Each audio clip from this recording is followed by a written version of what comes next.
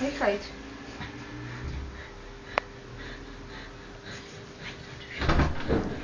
Jak to chci vidět?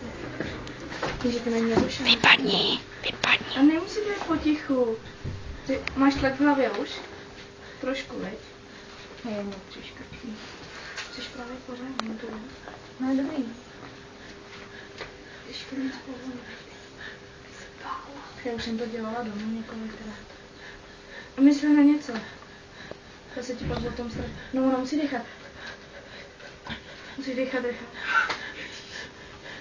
Už nemůže to vole. Dovolím ti vlastně jako by zaškrtila ty.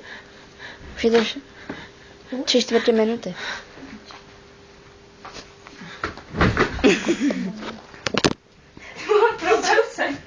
Ty krávo. Jak já úplně. To se dělá. Ty vole. Chceš napít? Jaký to je?